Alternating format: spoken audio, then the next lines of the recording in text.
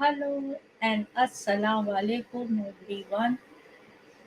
Tonight is Laylatul qadr and I will let's celebrate Laylatul qadr as well as today is the death anniversary of my late father Professor Abdul Majid Siddiqui. So I will give we will first what will happen today in this program is that we will first pray, and then we I'll give tribute to my father Professor Abdul Majid Siddiqui and my mother Jamila Siddiqui and my grandfather uh, Professor Abdul Alim and my younger brother Fazzy. If you all people are listening in heaven, I want to say Assalamualaikum everyone, and I want to give all of you flying kiss, and I am missing you terribly today, and the best tribute to you is that uh, like to believe what you have taught me, and whatever you have taught me, your teachings will always be there, and I am trying to be on those teachings. Having said that, I want to first give flying kiss to all these individuals who are in heaven. And now, before starting the program, friends, this program will be syndicated worldwide to 300 million listeners, and and it is called Dr. Afshan Hashmi's docu series, and it is syndicated worldwide to 300 million listeners, as well as it is promoted to 300 million listeners, as well as it goes in hundreds of platforms, including Amazon Music. So if you Google me, Dr. Afshan Hashmi, you can go and find that. And right now, I am live on YouTube and Facebook. Having said that, friends, I just wanted to remind you that these are my two books, and please go and buy these two books. The first one, The Modern Mughal Mentality, New Strategies to Succeed in India and the Global Marketplace, was an Amazon bestseller and hot number one new release.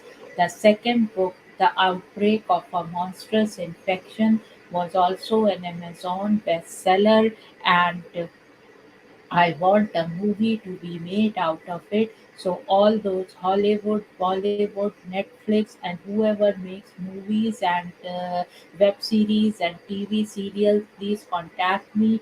And soon, the screenplay will be ready, because many of the Hollywood agents and producers who have contacted me want the screenplay. So I am doing a screenplay, and the demand for this book to be made into a movie is huge, and I thank God Almighty and Rasulullah for this. And I just want to say to my parents and grandparents and my younger brother that you all were scholars in your own way, and I am trying to do that, and it is very hard to keep up with the legacy of the family, but I am trying to do that, and inshallah, uh, Allah Ta'ala and Rasulullah will make me successful. I am positive about it. And having said that, friends, please go and buy these two books, because I give a little part of the book sales to charity, as well as through the sale of these books and sponsorship. I finance these programs, because it takes lot of energy and money to produce these kind of programs, as well as a lot of time and thinking goes into it. Having said that, friends, now let me talk to you about Layatul qadr. And yes, I belong to the royal family of Pahetia, and I am very proud of my legacy. And my grandpa, who was like the royalty of Pahetia, left everything there and gave everything to the donated everything to the poor people, and he left Pahetia for his higher studies. We are a family of scholars, and that's what I believe. Education is the highest thing. Money is important to live a comfortable life, but the education is the foremost thing, and that is what the legacy I am trying to follow. Two books I have written, both were bestsellers, and now, Alhamdulillah, and now I'm working on my third book. Having said that, friends, let's talk about Laylatul Qadr. The Qadr night or Laylatul Qadr, night of decree, night of power, night of value, night of destiny, or night of measures, is in Islamic belief the night the Prophet was first sent down from heaven to the world, and also the night when the first verses of the Quran were revealed to the Islamic prophet Muhammad, peace be upon him, and it is described as better than 1,000 months. According to many Muslim sources, its exact date is uncertain, but it was one of the odd numbers nights of the last 10 days of Ramadan, the ninth month of the Islamic calendar. Since that time, Muslims have regarded the last 10 nights of Ramadan as being especially blessed. Muslims believe that the night of Qadr comes with blessings and mercy of God in abundance. Sins are forgiven, supplications are accepted, and that the annual decree is relieved to the angels who carry it out according to God's grace. Having said that, friends, now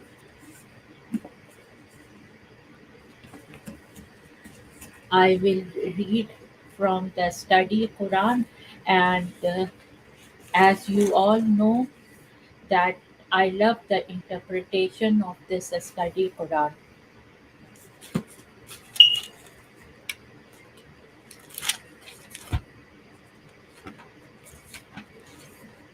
So this is what I will read. Bismillah Rahman Rahim 97 Power al-qadr. So I will read about Laylatul Qadr from the Holy Quran's interpretation in this book. And this book is interpretation of Holy Quran. An early Meccan surah al-Qadr is believed to have been revealed after Surah 80 Abbasa. The surah is famous for its declaration regarding the night of power, Laylatul Qadr, during which the Quran was first revealed. This is universally believed to have occurred during the month of Ramadan, as stated in 2.185. The month of Ramadan is that wherein the Quran was sent down as guidance to mankind, as clear proofs of guidance and as the criterion. Muslims maintain that the night of power comes again every year. Many reports say that the night of power occurs during the last 10 nights of Ramadan. On the basis of another hadith, most maintain that it occurs on one of the odd number of these last 10 nights. Look for the night of power in the last 10 nights of Ramadan, on the night when 9 or 7 or 5 nights remain out of the last 10 nights of Ramadan.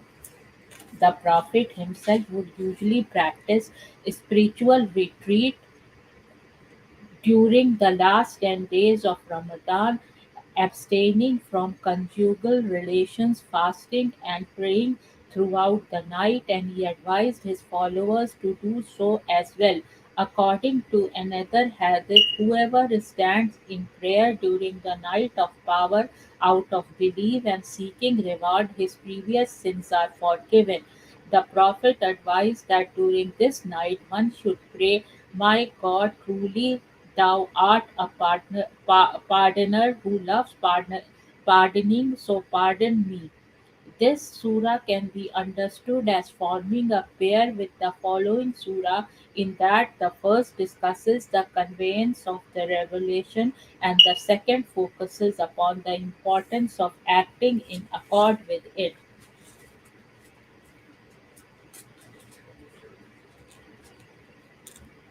In the name of God, the compassionate, the merciful, truly sent it down in the night of power, and what shall apprise thee of the night of power? The night of power is better than 1,000 months. The angels and the spirit descend therein by the leave of their Lord with every command.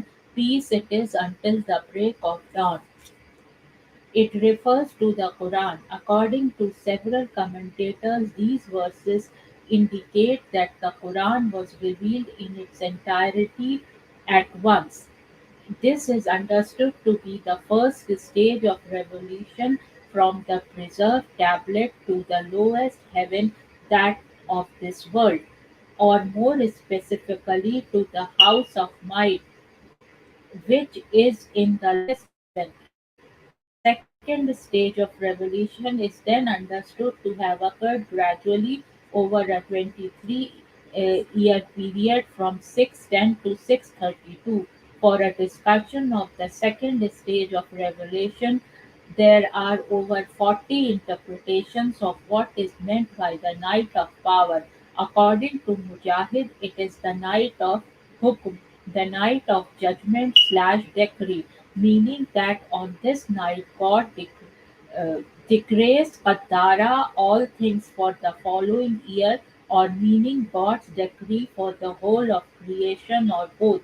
Others do not see a necessarily relation to God's decree, saying that this night is so named to convey its honor and greatness. Others say that the name relates to the power of acts of obedience and worship performed during it, which have a great power and a tremendous reward. See the introduction to the Surah SHTS.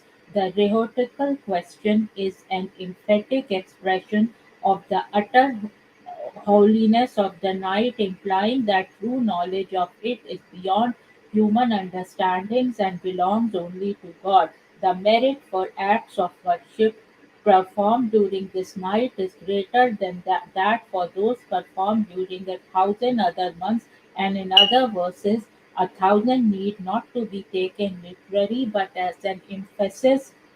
According to some, the meaning of 1,000 month is all time. On this night, the angels descend to bless and bring peace to the believers, although many hadith affirm that this function is not restricted to this night but only more effulgent in it. Most interpret the spirit as a reference to the archangel uh, Gabriel, who is the angel of revelation. The others say it is a reference to a type of angel, those who are the most noble of them, which someday are the angels at the late tree of the boundary. Others say this verse refers to a special group of angels whose only function is to descend on the night. Still others say the spirit refers to another archangel. It can also be seen as a reference to God's mercy Rahma. Also see the discussion of spirit rule in 78-38c. Therein, Fiha could also be taken to mean among them, meaning that the spirit descends with the angels. By the leave of their Lord is interpreted by some to mean by the command of their Lord, as in 19-64, where the angels say, "We descend not save by the command of the Lord." With every command or with every decree has many interpretations. The most prevalent is that it means on account of everything that God has ordained for the following year. An alternate reading of this verse is min kulli imri'in, meaning for everything human being. Many say this verse refers to greetings of peace that the angels bestow upon those who spend this night in prayer. Others say it indicates that this night itself is naught but peace, which is interpreted to mean that there is no evil in this night whatsoever. Some say it indicates that there is peace in everything that God decrees or ordains for the following year during this night. It can also be seen as conveying the pregnant fortitude that precedes the emergence of the divine world in the human world, and by analogy, the stillness of heart required for the true remembrance of God. So this was about the interpretation of Laylatul qadr, the night of power, in this study Quran. So friends, after this, today I saw like some videos of Makkah Mosama, and I saw like some of my friends have gone for Umrah and they were live streaming from there. So I saw that, and the amount of people who have gone for Umrah during the night of power, it is so much. I was seeing that, and with that, I pray to Almighty God and my Rasulullah that I also want to go for Hajj, and I have done Umrah, but I have not done Hajj. So I want to go for Hajj. So please invite me for Hajj and make things easier for me and my family. Having said that, friends, let me s- say this.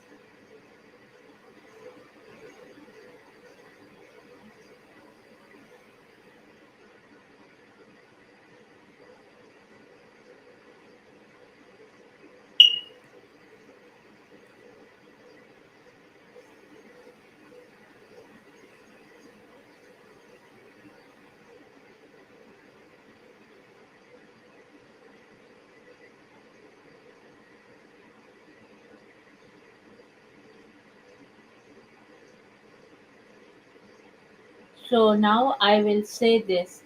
Labbaik Allahumma labbaik. This is dua which is repeatedly invoked when Muslims go for pilgrimage. It is also referred to as talbiya. Since today is the death anniversary of my father, and I was very close to my family and to my father and mother and grandparents and my little baby brother Fazzy, I was feeling very low today. But when I said that, Alhamdulillah, I had so much of peace, in my heart when I saw that. And so I just want to say that labbaik, Allahumma labbaik. So, and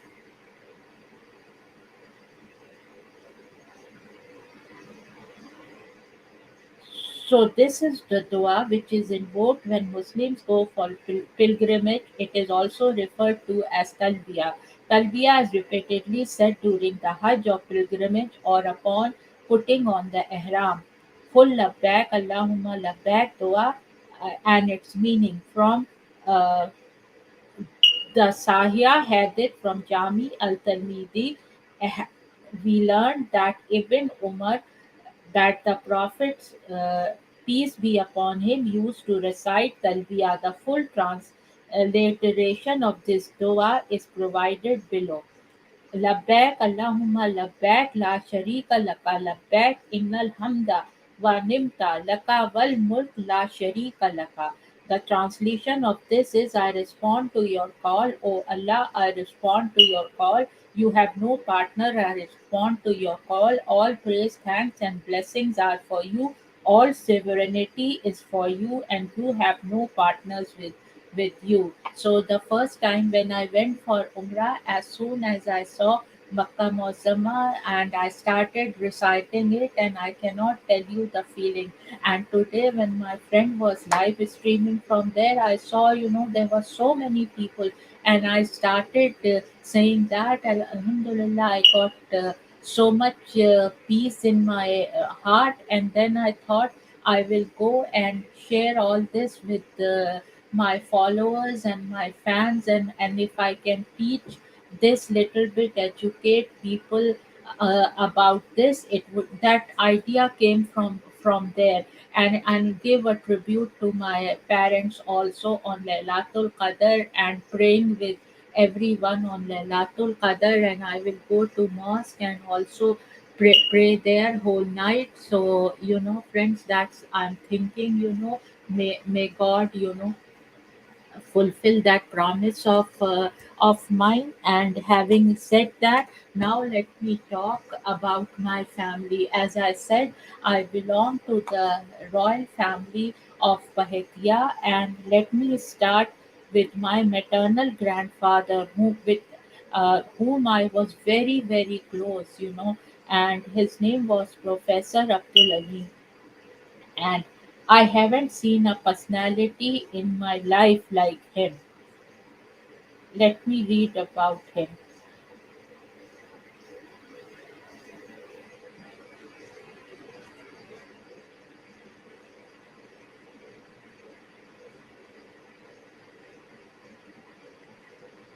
Professor Abdul Ali was a scholar,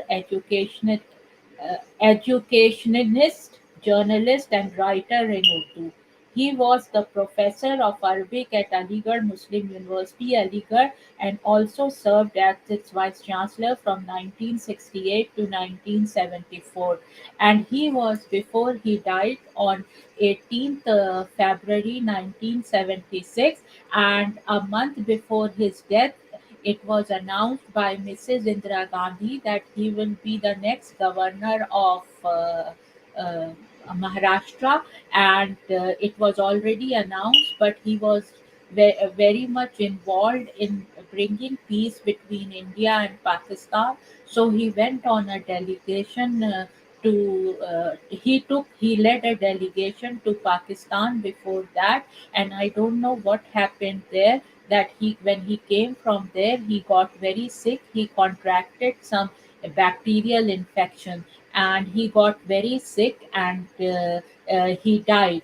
And when Mrs. Gandhi came to Mrs. Indira Gandhi was the prime minister of India that time. And when she came, she was crying because my grandfather was, she used to treat him as his uncle. And my grandfather was very close to the Nehru family, and she was crying like anything. And then she said that, I had so much for him in mind. I wanted him to be like a very like the president of India. And I don't know what I had in mind. And we all didn't know much, like about his like what his duties are. But she revealed to us that he was advisor to Mrs. Gandhi. We only knew that she was he was very close to Nehru family, and he was advisor to Mrs. Gandhi. And he was also a freedom fighter. And during the fight, he went to jail. And he also led, like the movement of youth movement in during the independence of India. He gave direction to during the pre-independence and after independence to the uh, to youth of India. And he also helped in writing the Constitution of India.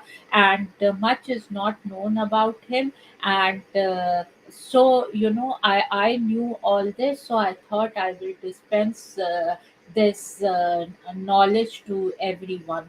And he knew 14 languages, and I am so impressed by him. I still cannot forget him.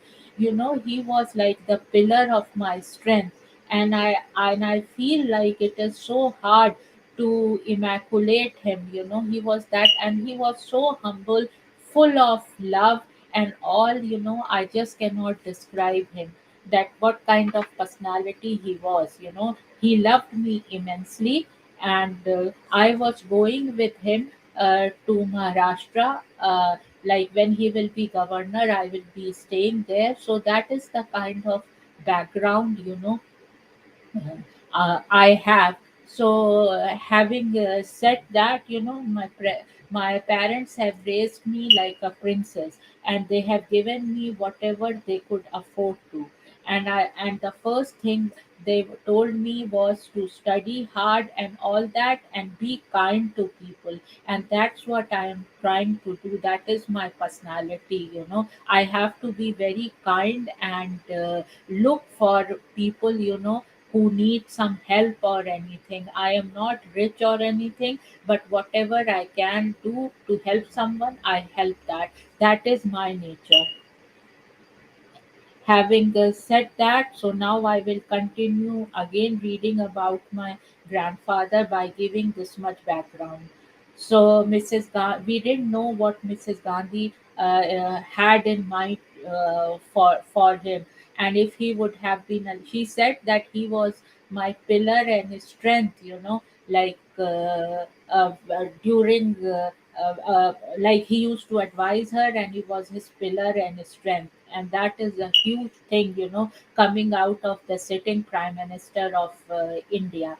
So now, having said that, friends, now let me read about early life and education. He belonged to a zamindar family. His father was a practicing lawyer in Lucknow, and zamindar family, yes, he was from there, and he was my maternal grandfather, and my father and mother are second cousins. So we all are into one family from father and mother side. So he excelled at studies from the very beginning, and it was only natural that he should have been drawn into the field of academics. After his studies, he initially joined Jamia University, and during his association with Jamia University, he wrote profusely for its organ Jamia. His escalation as an academic was phenomenal, but hardly surprising in view of his abilities. In the early 1930s, he had been to Germany and had there come to contact with Jai Prakash Narayan. And after his stint at Jamia, Abdul Alim joined Lucknow University as head of Department of Arabic. He was soon to come under the influence of the progressives. The progressives were extremely active at Lucknow during this period. The university was a hotbed of nationalist, socialist, and communist literary activities. It was no surprise that he should have got involved in those political career. In 1934, when Shri Jai Prakash Narayan laid the foundation of the Congress Socialist Party at Pune, Abdul Alim was with him amongst the founders. When the first convention of the progressive writers was being called at Lucknow in 1936, Shri Abdul Alim was amongst the organizers along with Sajjad Zahir and others. In 1938, he was appointed General Secretary of this association. He was managing director of the weekly Hindustan, which was the precursor of the Qawmi Awaz. This publication was started by Acharya Naren Dev and Shri Rafi Ahmad Hadwai. He was also a member of the editorial board of New India Literature along with Hulkraj Anand and Ahmad Ali. His work, Literature, is one of the accomplished treatises of the times of the progressive literature of the period. The writings of Abdul Alim were causing an awakening among the youth throughout the length and breadth of the entire country, and his political activism was becoming more and more strident day by day. As a consequence, he was arrested and imprisoned by the British and underwent rigors of prison for a year. Academic career. After independence was won, Dr. Abdul Alim was invited to join Aligarh Muslim University as head of the Department of Arabic. In a short time, he had proved his worthiness in his assignment and was appointed as Vice Chancellor Aligarh Muslim University in 1968. After completing his tenure here, he was called upon to serve as chairman of the newly constituted board of for promotion of Urdu. He was called upon to travel with Shri Zakir Hussain, who was serving as vice president. Dr. Abdul Alim was also a linguistic in his own right. Besides English, Hindi, Urdu, Persian, and Arabic, he also had knowledge of German, French, Russian, and Chinese. He was among the founders of the Indian School of International Studies. About Dr. Abdul Alim, Professor Mumtaz Hussain writes, Dr. Alim can be counted among those few intellectuals belonging to the subcontinent who gave a direction to the thinking of the people of the subcontinent. And friends, I want to give here a flying kiss to I used to call him Nana Appa, and I want to give him a flying kiss. And having said that, Nanabba, if you are listening in heaven, I love you, I love you, I love you. Having said that, friends, let me show you. There are many books which have come out on him, and one is this one, the second one is this one. And there are many books and papers and all have been written about him.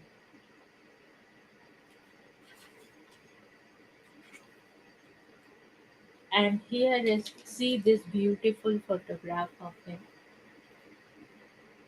Do I resemble like him? As I am getting older and older, there is more resemblance to him. See,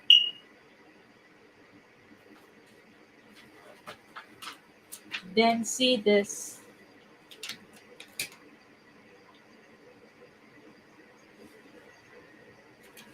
This is Doctor of the Aligarh Muslim University and Khan Abdul Ghaffar Khan.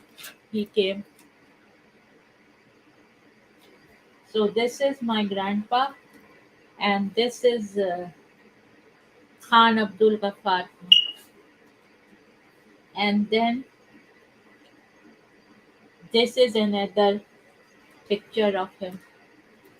Believe me, I haven't seen a personality like him in my life. See this. Here he is sitting. This one. And then see here. He's sitting with Professor Nurul Hassan. And here is Professor Nurul Hassan, and here is my grandpa.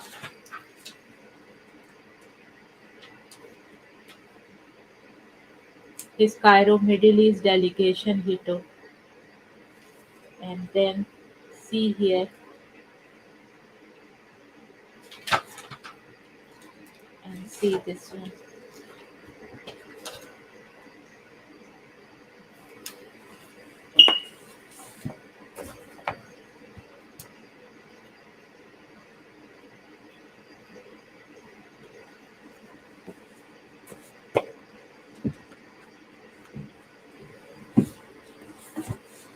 This is the second volume of the book. He is here with Pandit Jawaharlal Nehru.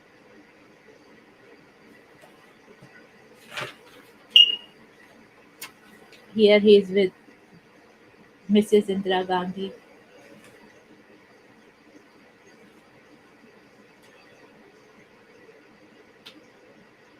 Here is his best friend, Dr. Zakir Hussain. Here is President Zakir Hussain, and this is him.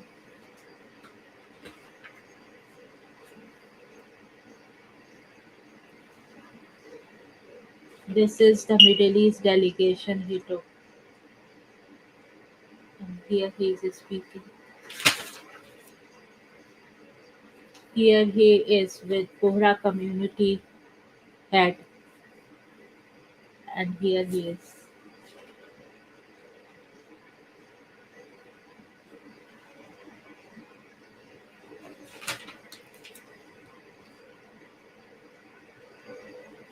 So these were some photographs, which are published in the in the book and which I have, and this is another book which came on him. And there are so many books which have come on him. So this was about my maternal grandfather, and now let me talk about my father, Professor Abdul Majid Siddiqui.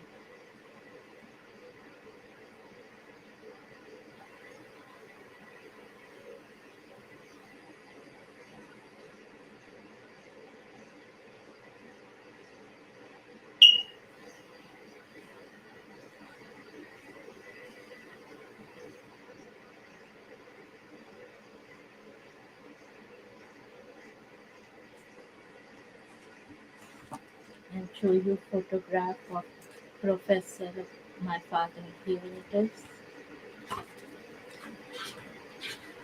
What a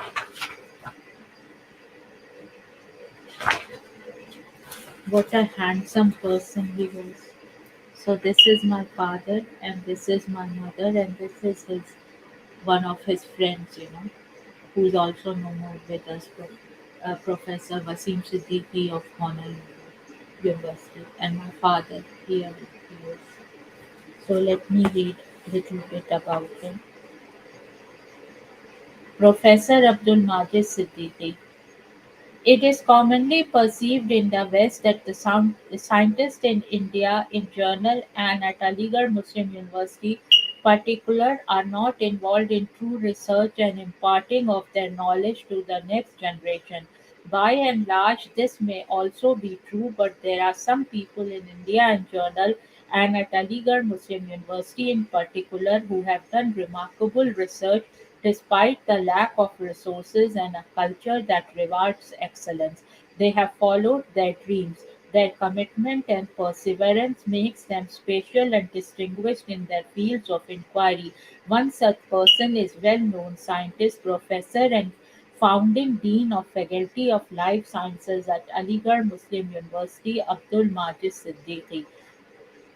And my father was also the founder of biochemistry department at Aligarh Muslim University. His remarkable research and teaching abilities helped him to earn respect from the student community, and his students still remember all across the globe. He was also an able administrator and played key role to establish an independent department of biochemistry and faculty of life sciences at Aligarh Muslim University. Professor Abdul Majid Siddiqui was born in Allahabad, UP to Doctor Mohammad Azam and Mrs. Asia Bibi. Doctor Azam was working in a state-run clinic at the Yusufpur Mohammadabad region of Ghazipur district of the Indian state of Uttar Pradesh after graduating with a medical degree from Agra Medical College. Dr. Siddiqui got married to Jamila Ali, daughter of Dr. Abdul Alim, former chairman Department of Arabic AMU Aligarh and later Vice Chancellor AMU 1968 to 73. Dr. Siddiqui has three children, Dr. Shahid Jameel and myself and my younger brother Fazzy, who's no more with us. Dr. Siddiqui obtained his primary education from Islamia School Gorakhpur and passed high school from City High School Ghazipur. After that, he came to Christian College Lucknow for his senior secondary class 12th. Upon completing with distinction, Dr. Siddiqui came to AMU where he began a long career first as dedicated and hard-working student and thus as a faculty who envisaged a greater sphere of opportunities for the future generation of students to come. Dr. Siddiqui obtained his BSc and MSc in chemistry in 1951 and 53 respectively.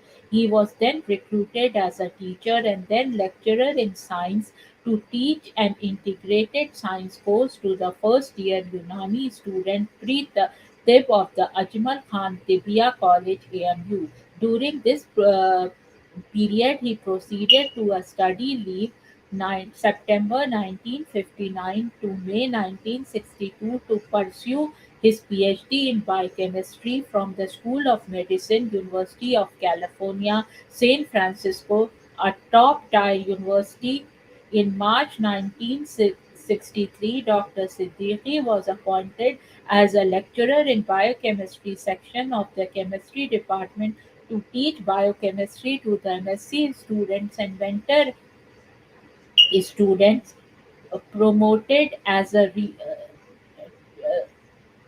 and mentor students aspiring to do research. He continued in this position till December 1966. Dr. Siddiqui was then promoted as reader in charge of the biochemistry section within the chemistry department. In guide, chemistry department in December 1966. His duties then increased to teaching biochemistry to BSc and MSc students and guiding research of MPhil and PhD students. In April 1972, Dr. Siddiqui was promoted as professor and he continued in that position till his retirement in 1995.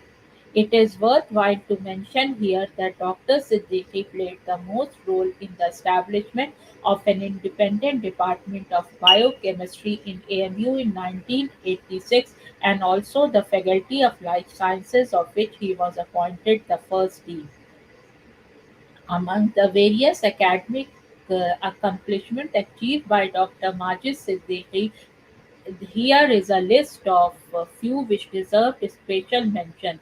During his doctoral thesis, Dr. Siddiqui conducted research on lipid metabolism and enzymology. This research work provided new insights into bacterial metabolism and was instrumental in elucidating the metabolism of mevalonic acid by bacteria, a major discovery by Dr. Siddiqui entitled Process of Combating Hypercholesterolemia resulted in a US patent, and this groundbreaking research conducted by Dr. Siddiqui at AMU provided evidence for the first time that cholesterol biosynthesis inhibitors such as 3-hydroxy-3-methyl glutaric acid (HMG) might find a therapeutic use in treatment of hyperlipidemia, increased lipid/cholesterol.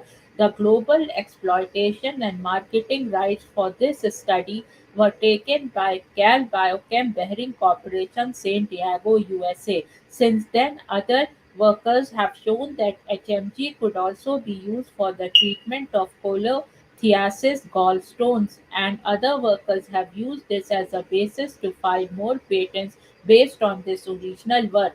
Dr. Siddiqui's research also led to the discovery of two isoflavones, bioquinin A and formantin in gram sear erythrinium chana, and these compounds were shown to have lipid-lowering properties. These Flavones showed the protective effects of HMG and alcohol-induced leukemia.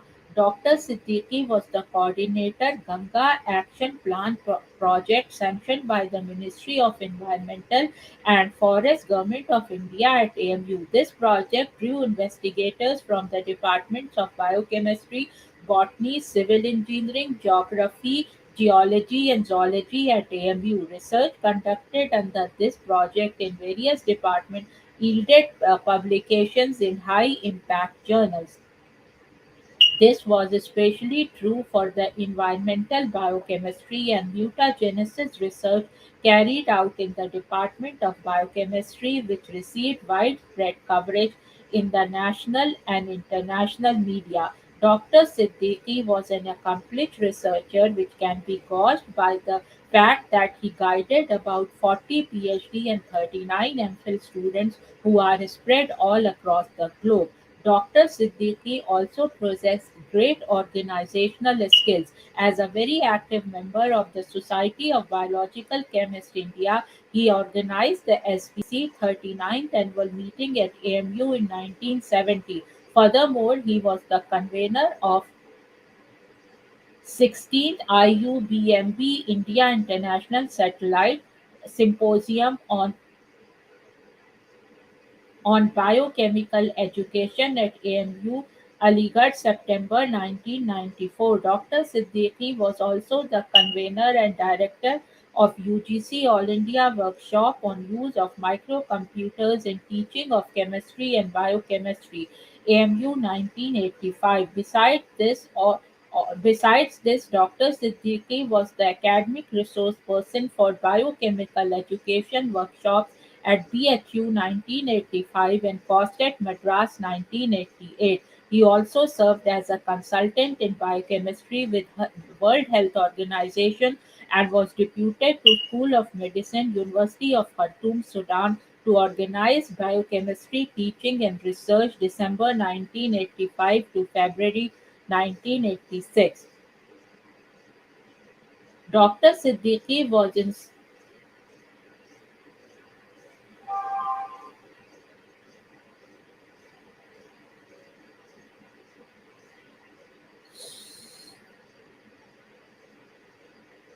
So this was little bit about my father and friends, you know. So this was my father, and I used to call him Abu. And Abu, if you are listening in heaven, I remember you a lot today because today is your death anniversary, and I was very depressed. And after reading about you and doing prayer and all, I'm feeling much fine. And as you said, you know, like I am trying to take the legacy of the family forward, and I love you, Abu, if you are listening in heaven. Having said that, friends, now is the time to talk about my mom, Jamila Siddiqui. And my mother also studied uh, from America, and she did some cancer research, and then she was working in medical college for years. And after her retirement, you know, she took premature retirement, and then she found Ismat Literary Center for underprivileged women because she believed in women empowerment and gave education free to so many girls. And at a time there were 500 girls, and she gave free education to them. And she wanted to empower those underprivileged girls. And this is the magazine of ladies club, an old magazine of ladies club. And here you can see my mom as the president of ladies club, and she was a fashionista in her own style. And she was admired by her students and all a lot. And she was just, you know, perfect mom, you know, perfect mom, as my dad and was a perfect dad, and she was a perfect, and they, you know, loved each other a lot. And mom, I remember you a lot, and here is a video I will show you about my mom.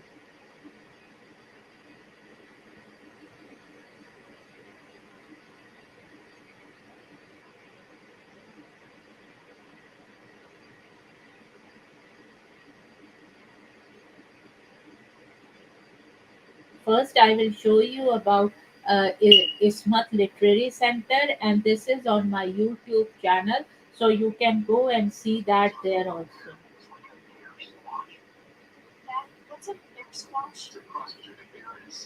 The ad is running.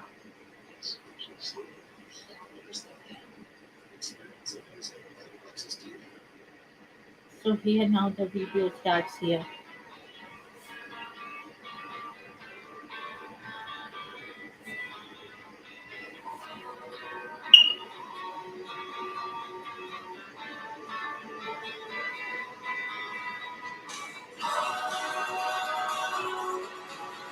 So all those underprivileged,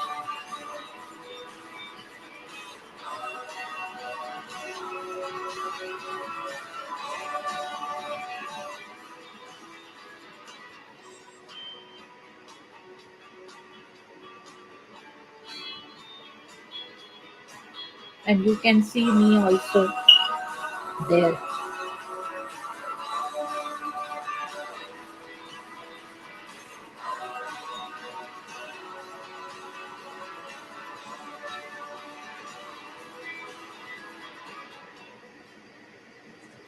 So this she got felicitated for her this work by the UP chief minister, and that was that video. And then when I went to India after her death, I organized a tribute function, and this is the highlights from there.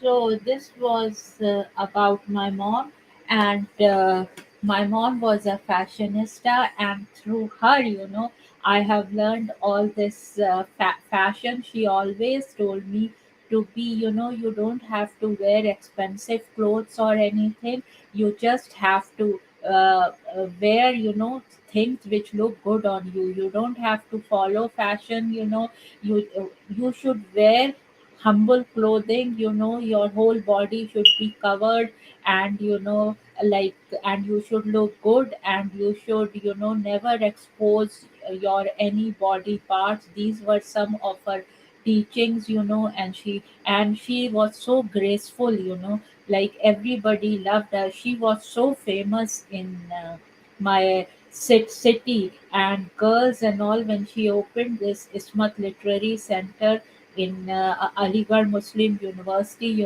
girls used to come, and in so many girls, she empowered so many girls. And when I go to India, they all come and meet me, and they all remember my whole family, so those are those memories which I want to cherish about my mom, about my father, about my grandfather, father, because they were, like, people of, I don't see those kind of people anymore. And my like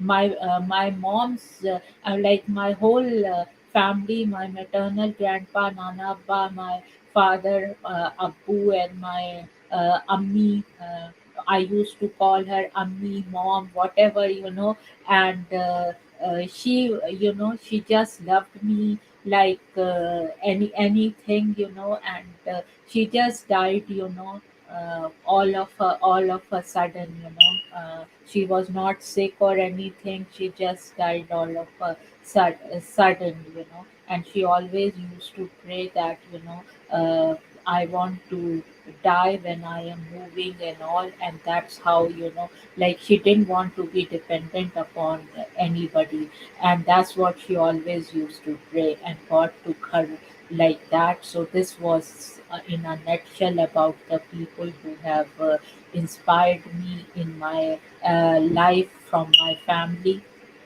And this was the prayer I was doing for them. And Ammi, if you are listening in heaven, I love you.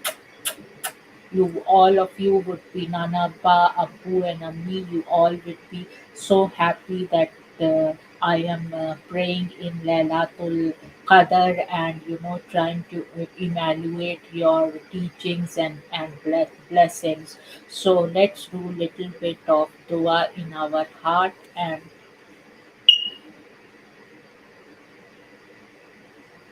so I did dua now, and now let's talk. I just don't want to talk only about all this. I want to make it like an interesting program for everyone. And yes, I want to say, Ammi, if you are listening in heaven, I want to give you a flying kiss. And now the next one is my younger brother Fazzy. He was an autistic child, but I was very close to him, and I miss him a lot. And here in America, whenever I see an autistic child, that reminds me of Fazzy, and I make my duty to go and ask their if they are with their parents or family or anything, and ask them that if they need any help or anything, and then talk about Fazzy, and that gives me a uh, lot of comfort. It gives me lot of comfort, and that is a way for me to remember Fazzy. And then I tell people, and I see many autistic children around here. So this is one of the things to pay tribute to Fazzy. And Fazzy, if you are listening in heaven, I love you. Having said that, friend, now let's make this program let like how I just wanted, because my mom was always how to dress up and all, and so I want to even talk about that little bit. So how do you like my today's look? It is Ramadan. I wanted to pray, but also I wanted to cover everything, but I wanted to look good also. So I will tell you that this I got from Amazon, and under this there is a black gown, which I got online, and this abaya you can see.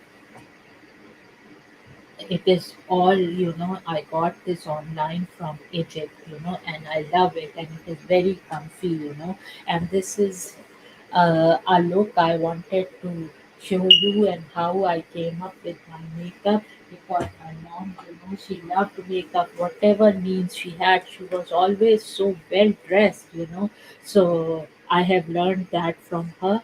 So what I did, how I came up with this look is many of my friends and followers and all asked me. So now I have made it public and a regular feature on these videos. So how I came up, this is, and it is again green in color, so it's not clear. So this is the setting spray. I put that, and then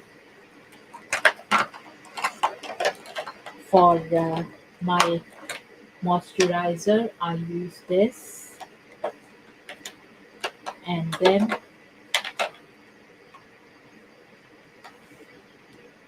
for then after that I just used this powder. I just used this setting powder underneath the eyes, and before that I used concealer here, and for bronzer I use this bronzer, and it is here, this one. And for blusher I use this blusher, uh, and for my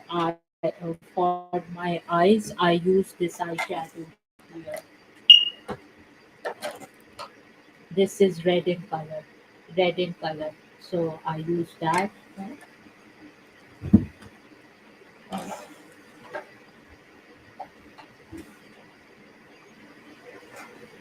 I use that, and see how this beautiful this gown is. And then For I use this foundation, and for my eyes I use this, and then I use this one here, the red one for down, and for down I also use.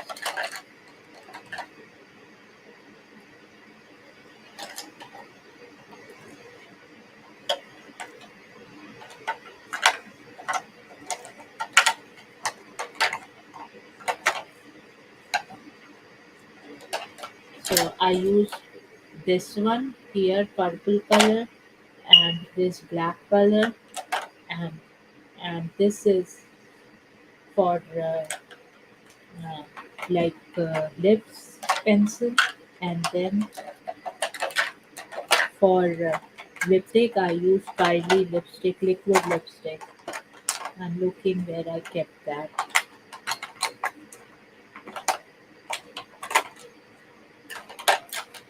Here it is. Here it is. Kylie lipsticks. Kylie Cosmetics, yes.